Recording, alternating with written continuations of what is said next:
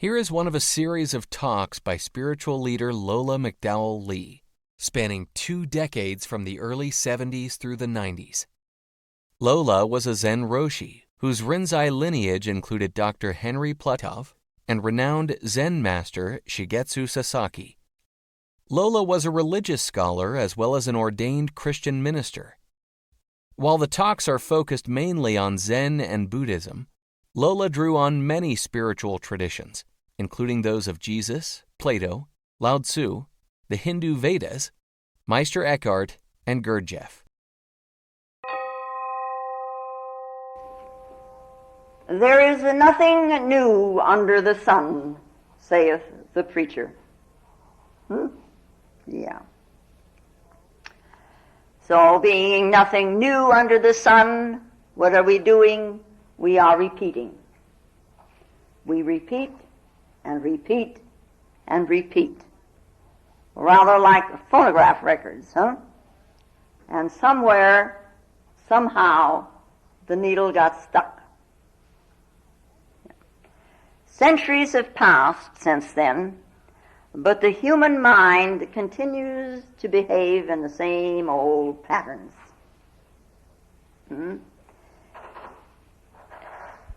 It killed Socrates and it crucified Jesus. Again and again, they have come. You know, there's always been somebody who knew around. Those who have attained, yeah.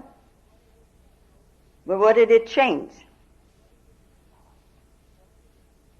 The repetition with the needle stuck, huh?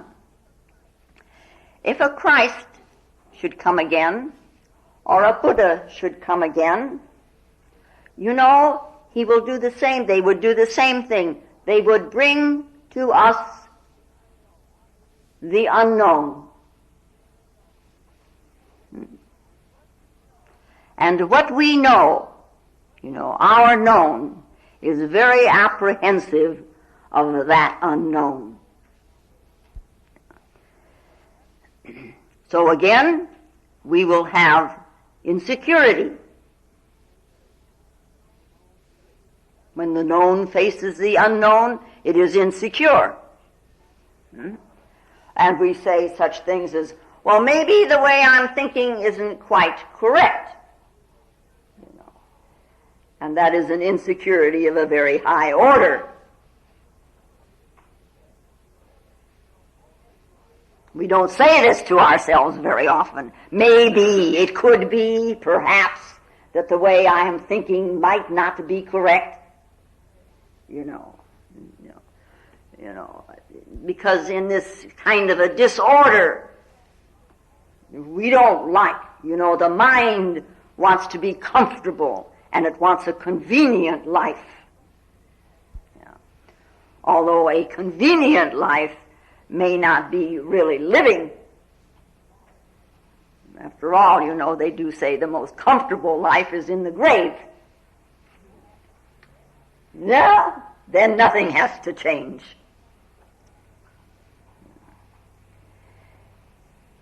You know, in feeling an aliveness in you, if you're alive, you know, there is sure to be some kind of inconveniences that you will meet.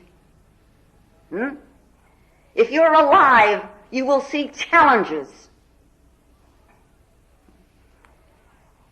If you're alive, you know, every moment you will come face to face with yourself. So that every moment you're ready to change and ready to move. Something in you is ready to move. You know? This is living adventure. But who is an adventurer? Huddled in our little holes. You don't call that living an adventure. No. And if you miss adventure, you miss. If your life is not one of adventure, you know, of a search into the unknown, then what is your life about? The same old repetition, stuck with a phonograph needle. Someone like Jesus, brings an unknown. See? He brings a challenge. And this comfortable thinking mind, this settled, canalized mind, it kind of feels a danger, So either, you have this choice. You either go with it, or you have to remove that which is attracting you to the unknown. And so usually we bury it, and we bury it with a lot of words about it, and the adventure of living it is dead.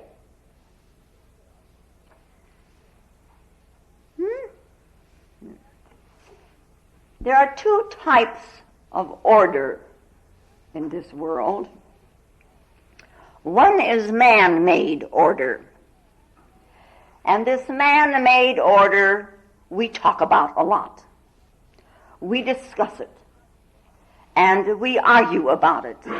And we sometimes agree about it.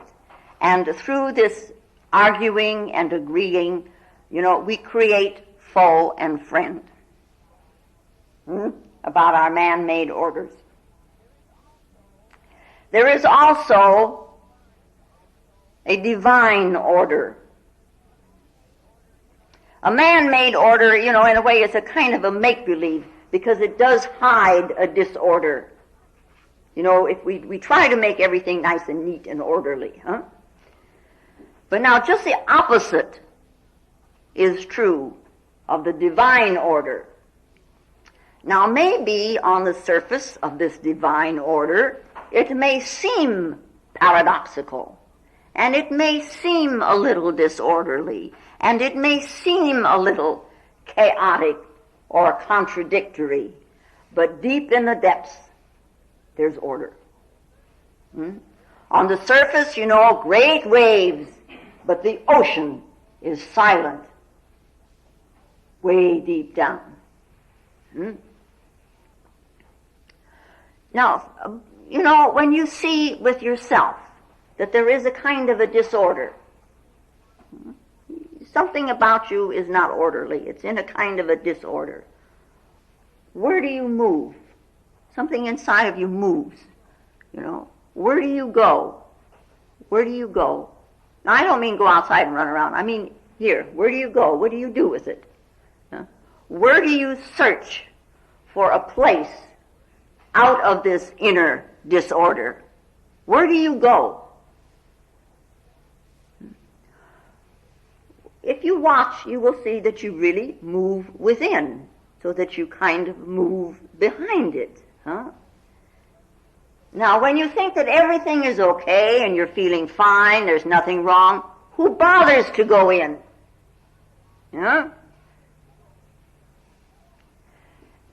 Those who have come, who are great in the religious sense, allow us to look at our illusions of order so that we may seek for a divine order.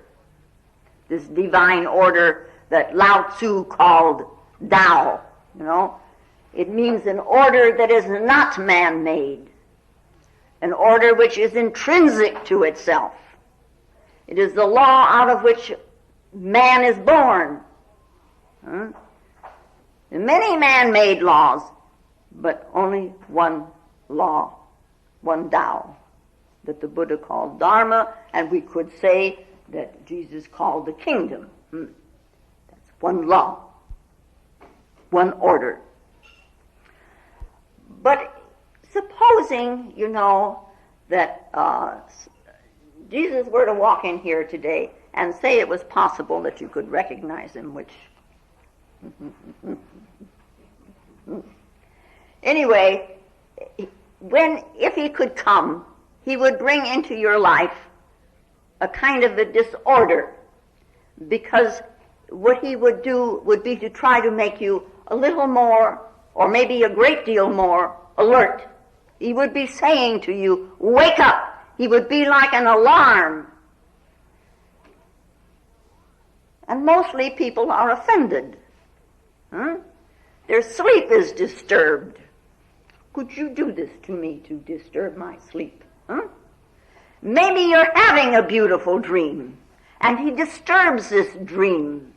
And you don't want to be disturbed. This dream is very nice. And yet, on the other hand, there is this attraction. There's something about it that appeals to something in the depths of you. The mind says, no, it's a lot of malarkey. But within you, there's something that starts saying, oh, let's wait a minute here, Maybe, yes.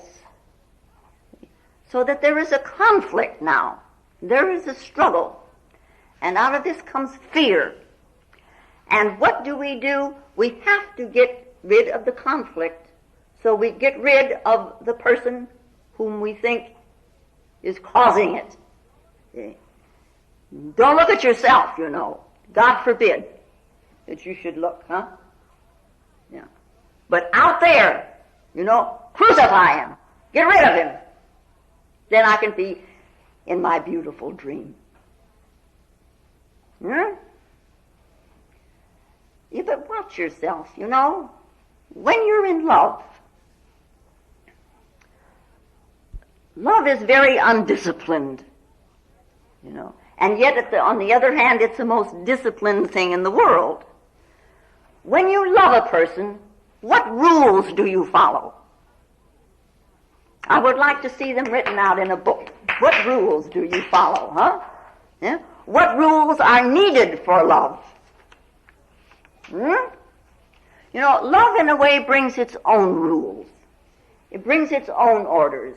Don't impose on it something of the man-made order, huh?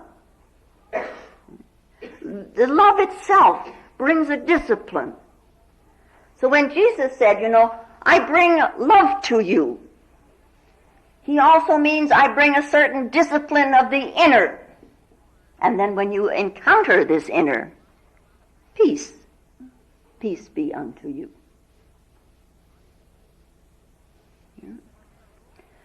And when people heard him, and when they understood him, or rather when they misunderstood him, but even so, little by little, they became aware of certain things.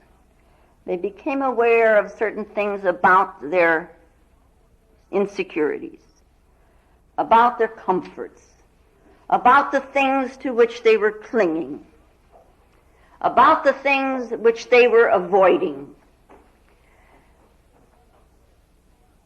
They became a little more aware of their walls. They became a little more aware of the prisons in which they were hiding and maybe feeling safe for a moment. And here's this one shaking them out of their sleep. They couldn't see who Jesus was because they couldn't see him directly.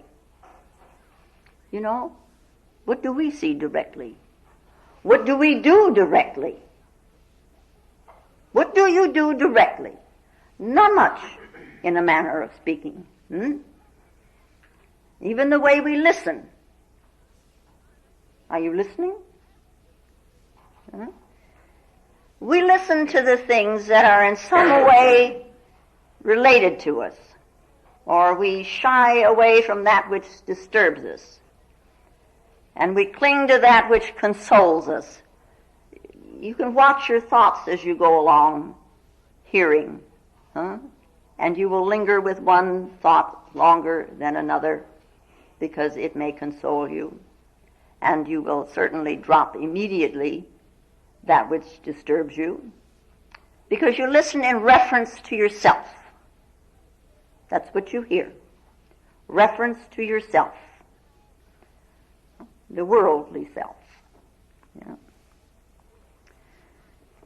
It's quite natural. Isn't it? Wouldn't you think so?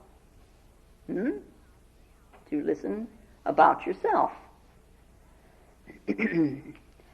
But because of yourself, this reference, things are apt to be confused.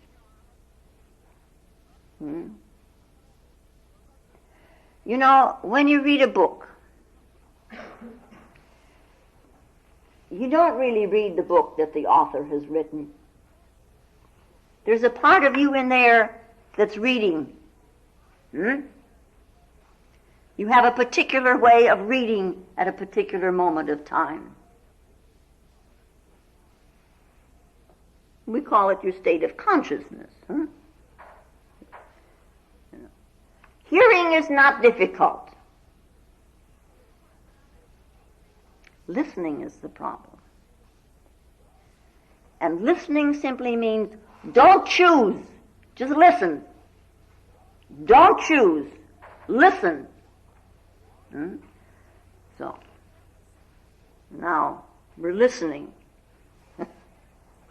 The crucifixion of Easter is not only an historic event and something that happened and now the world is all finished with it. It is something that is happening all the time. Every time you favor your prison, every time you favor your comfort, every time you favor a particular thing, are you crucifying the being within?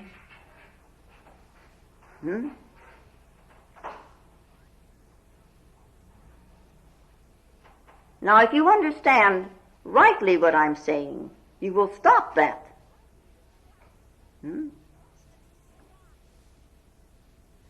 Just listen. I heard a story once. There was a very incompetent carpenter, and he built a very creaky house for himself. And then he maintained it carelessly. The roof was about to collapse, and the floors were uneven to walk on. Everything was wrong about the house. And his neighbors warned him of the danger, But he refused to listen and became very angry with them. Because, it was not only a house, it was his house. It was his ego trip. So don't say anything against it. You say anything about his house, he took it personally. It was against him.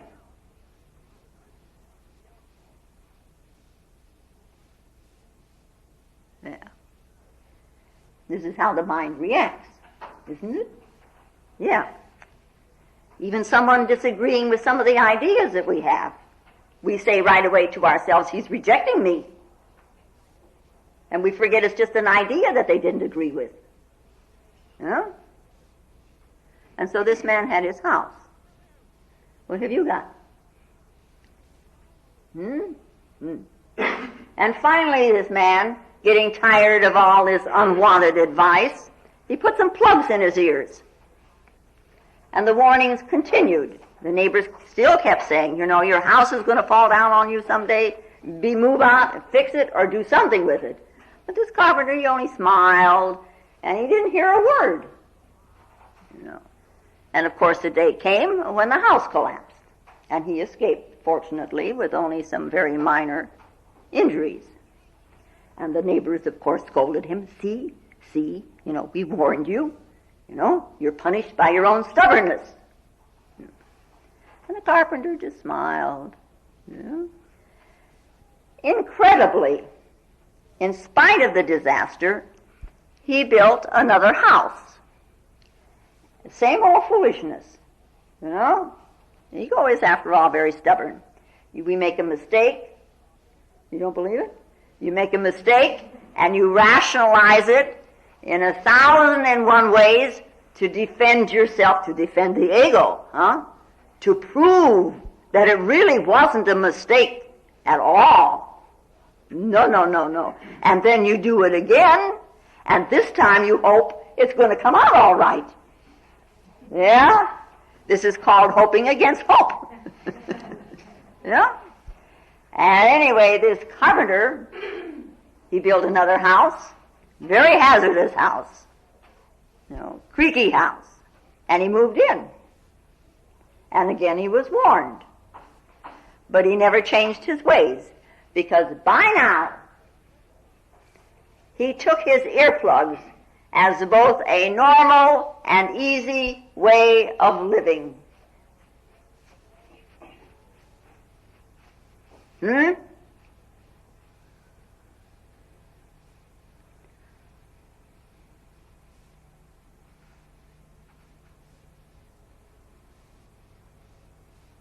wipe that smile off in a big hurry.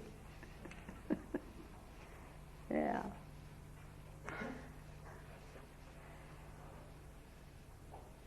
Now, Jesus' message, in a manner of speaking, we could say, was very simple.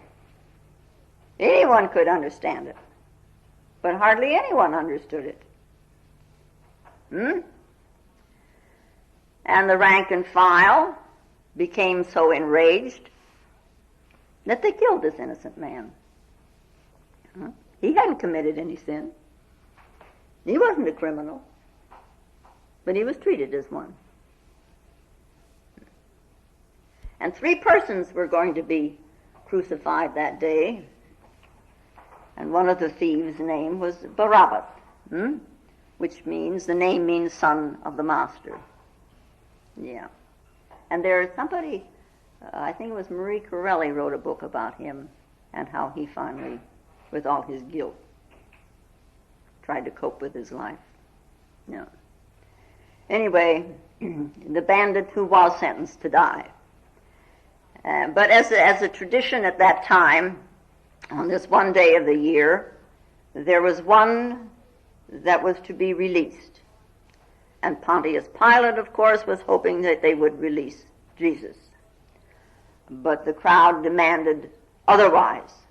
The rank and the file, they demanded otherwise. And Jesus was crucified in his place.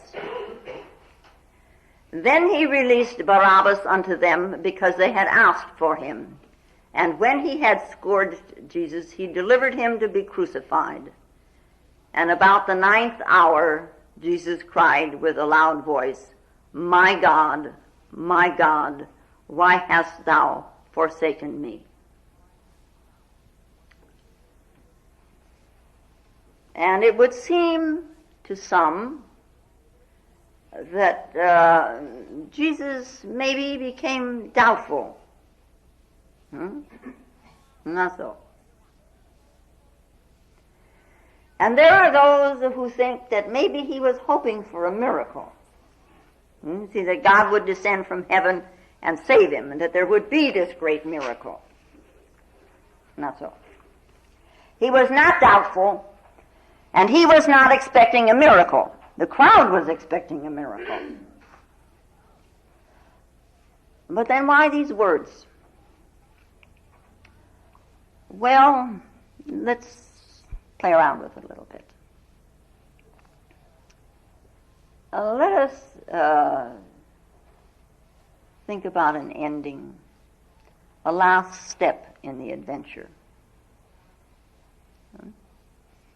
where life is going now to embrace death.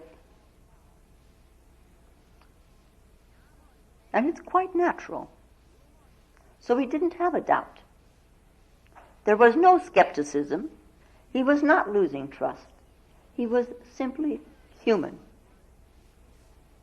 He was one who was being uprooted. That he was human, Jesus tried to show over and over and over,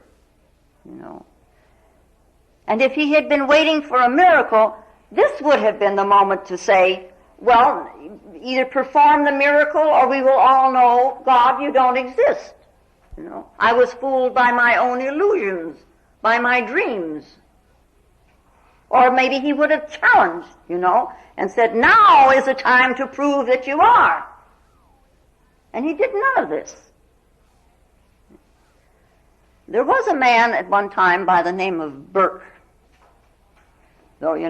and he stood before his audience. He was a philosopher of some kind.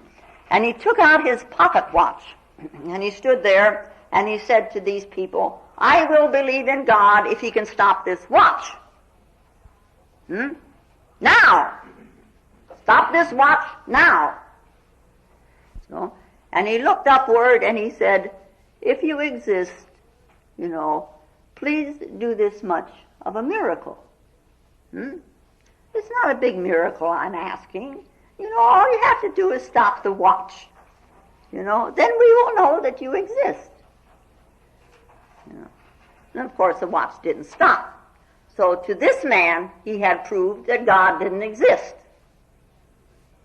He could have at least said something that maybe God was wearing earplugs at the moment or something, but no, he didn't exist.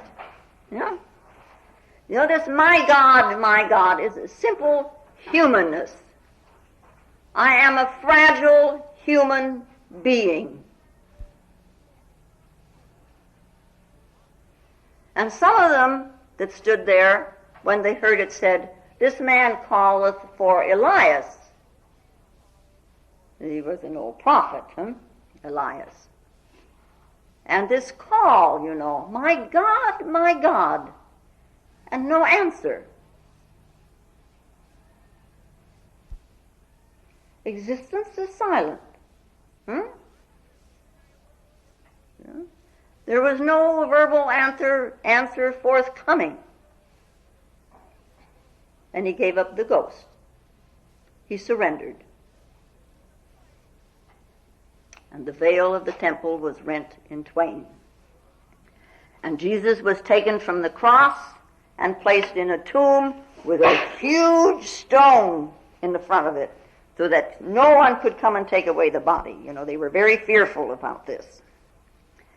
And then on the third day, as we are also familiar with, becomes Mary, who finds the tomb empty. But then she talks with Jesus in the garden.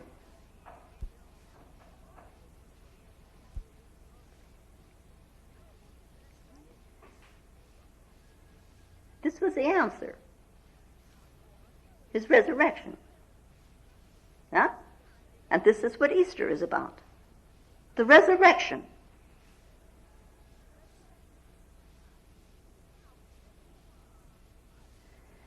And in John we read, then the same day at evening, being the first day of the week, when the doors were shut where the disciples were assembled, came Jesus and stood in the midst, and saith unto them, peace be unto you.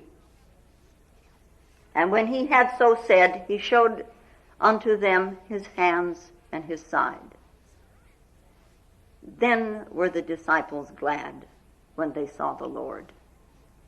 Then said Jesus to them again, peace be unto you, as my Father hath sent me, even so I send you.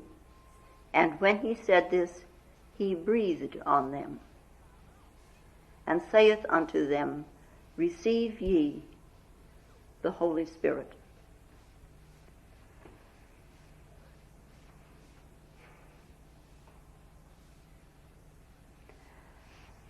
Western thought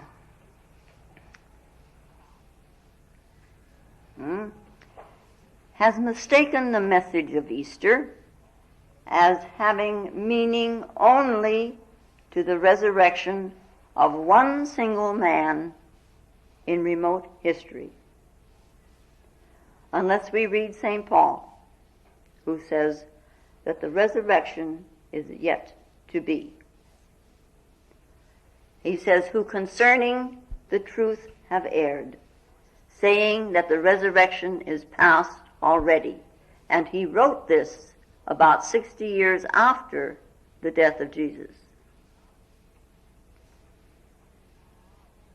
And when we read something like that, it should remind us that the concepts that we have about Easter and the event of the resurrection that's what they are, concepts. And the reality about that concept is to be actualized, is to be known by every man, woman, and child within himself. I'm talking about you, within you.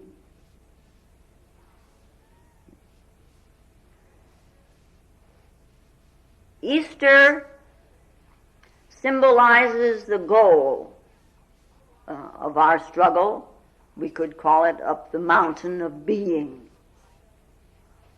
And our true identity, gleams like a star of what is to be. When the conditioning and the becoming is known for what it is, our shifting from this to that, and that to this, and our clinging to the ego, which seems to us to stand in the very center. When all that is known for what it is, and temporarily set aside, there stands the true man, shifting nowhere. It is as it is, and it stands as it is.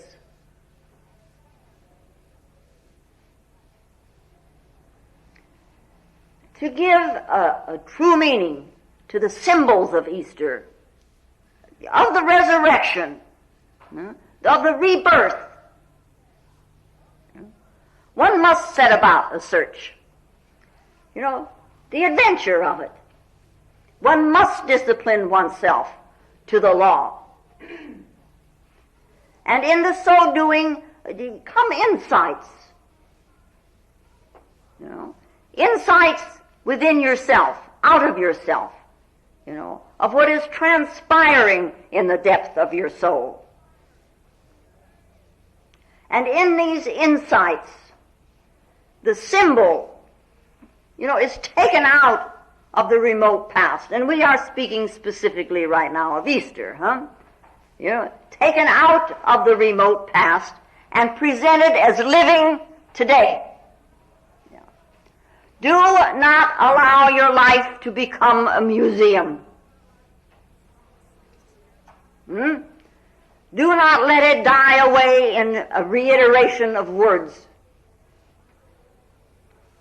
The very life of you is not a past myth. It is immediate. It is now. You are now. So you look at it directly.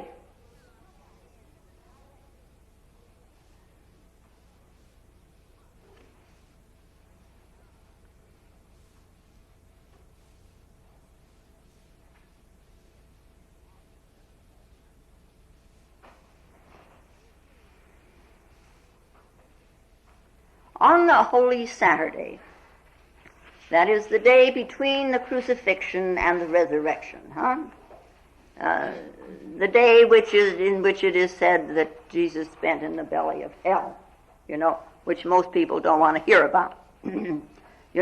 Just give us the goal. Never mind the rest, Yeah. Just give us the prize. Never mind all the other falderall. But on this Holy Saturday, in an ancient ritual of the church, a candle is lighted and the water is blessed. Now, what do these symbols signify to you? We have receptive water and living flame, and they point to something. In the ritual, this ancient ritual of the church, the lighted candle is dipped into the water just slightly, and then again a little deeper, and the third time the whole of the candle is immersed.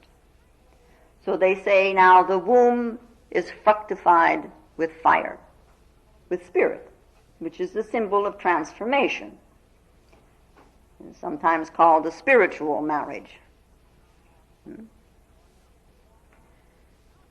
To enter the water is like crossing a threshold, the beginnings of the journey of the soul.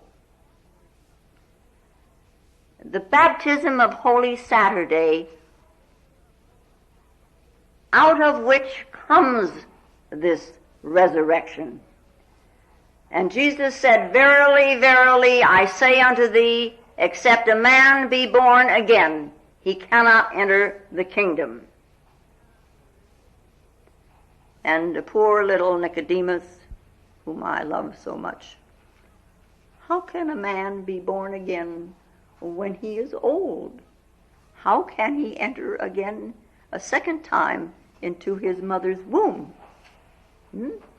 Verily, verily, I say unto thee, except a man be born of water and of spirit, he cannot enter the kingdom.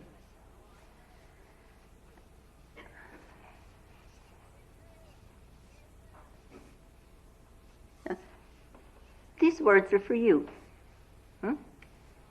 Not just to a man that lived a long time ago, but they're for you. So you follow through.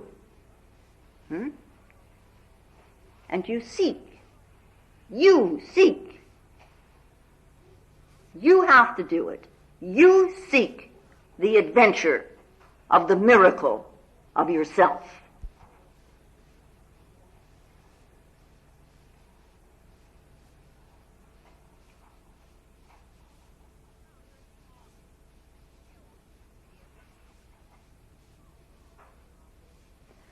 We all look out there. We've got two eyes that look out there. But if we only look out there, the divine within us remains untouched, unknown, and unawakened. And of course, I'm not saying forget about what's going on out here, you know. You have to. You've got to eat. You've got to eat. Right? Huh? But if one focuses attention only on the outer, you know, we do this because we think, well, it'll make us a better person, which may be true. But if you're only looking out there, you're going to miss the unfolding of your own reality. Because it is not only, you know, a distant historical soul that we need to pay attention to exalt. It is our own soul that cries for attention and recognition.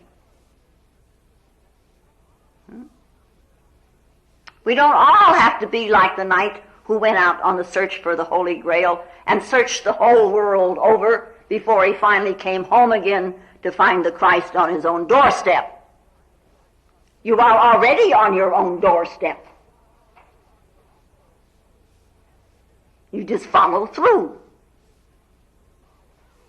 Well, I'm going to read you a little thing from Aurobindo, which I think, in my opinion, fits a little bit today.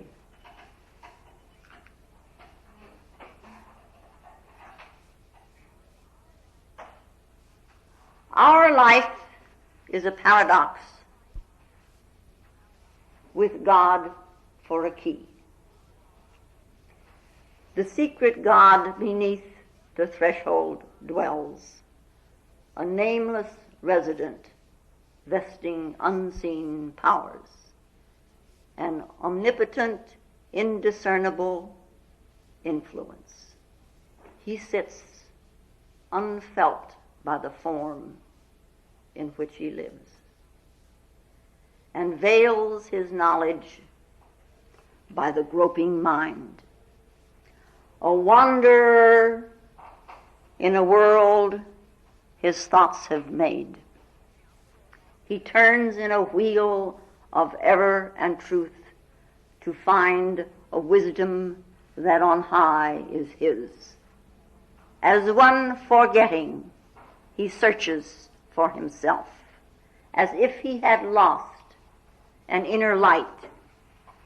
He seeks as a sojourner, lingering amid alien scenes. He journeys to a home he knows no more. His own self's truth he seeks, who is the truth. He is the player who became the play. He is the thinker who became the thought. The many who is the silent one. He explores the ceaseless miracle of himself, till the thousand-fold enigma has been solved in the single light of an all-witnessing soul. That's our Easter.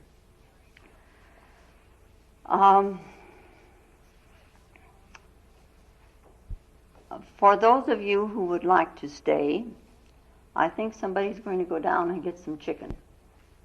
Right? And also, before we break up the assembly here, I would like you to meet a man who is very, very dear to me, and who is to me, well, what are you going to say?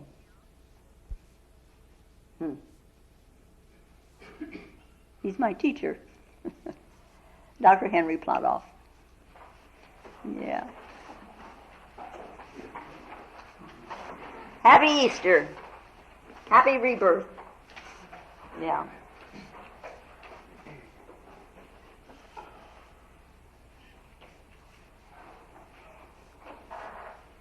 And now, may the peace and the power that passeth all understanding hold us and keep us in the love of the Christed consciousness while we are seemingly separate one from another. And I do thank you very much. If you find Lola's talks valuable, more will be posted in weeks to come.